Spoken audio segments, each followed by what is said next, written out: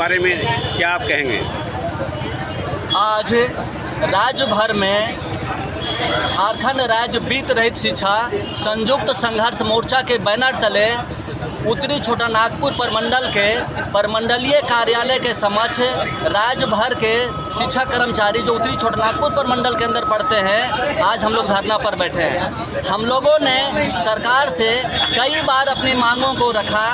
उसमें हम लोगों ने सरकार से मांग करते हैं कि राज्य भर में चल रहे वित्त रहित शिक्षण संस्थान, जिसमें इंटरमीडिएट कॉलेज, उच्च विद्यालय, संस्कृत विद्यालय और मदरसा विद्यालय, राज्य भर में 1250 ऐसे शिक्षण संस्थान हैं जो वित्त रहित शिक्षा नीति के तहत चल रहे हैं। इन सारे शिक्षण संस्थाओं में कार्यरत लगभग 15,000 से 20,000 शिक्षक कर्मचारियों को वेतनमान दिया जाए, इन संस्थाओं को अधिग्रहण किया जाए। ऐसे शिक्षण संस्थान में कार्य करने वाले शिक्षक कर्मचारियों को आज साल भर में सरकार एक बार अनुदान देती है, जो अनुदान की राशि बिल्कुल कम है। सरकार ने सदन में आश्वासन दिए थे कि हम वित्त रहित शिक्षा नीति को समाप्त करते हुए इन सारे शिक्षक कर्मचारियों को हम वेतनमान देंगे और इन सारे शिक्षण कर्मचारियों को हम सरकारी सेवकों के समान सेवा देंगे।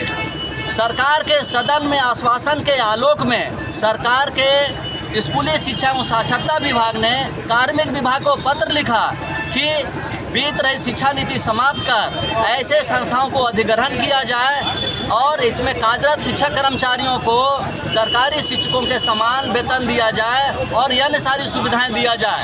सरकार के पत्र के आलोक में कार्मिक विभाग ने 17/11/2021 से आज तक उस पत्र पर कोई कार्रवाई नहीं की, जबकि सरकार के सदन में आश्वासन हुआ था। हम लोग मांग करते हैं कि जब सरकार सदन में आश्वासन देती है तो उस पर कार्रवाई हो और ऐसे शिक्षण संस्थाओं में काम करने वाले शिक्षक कर्मचारियों को वेतनमान दिया जाए। और सरकार में लंबित जितने मामले हैं, जैसे अनुदान झूठ बोल करके सरकार साजिश रच करके रोक देती है, काट देती है, सरकार शिक्षक कर्मचारियों को प्रताड़ित करती है, जांच के नाम पर दोहन होता है, ऐसे सारे नीतियों को समाप्त किया जाए और हम सारे शिक्षक कर्मचारियों को सरकारी शिक्षक का दर्जा देने का काम करें।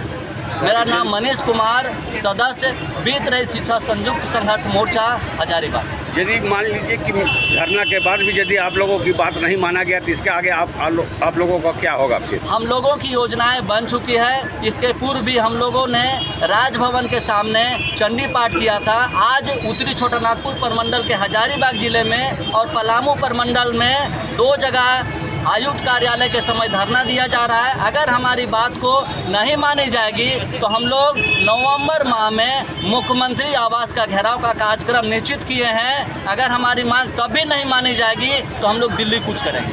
प्रभात खबर हजारीबाग से दिल्ली बर्बाद।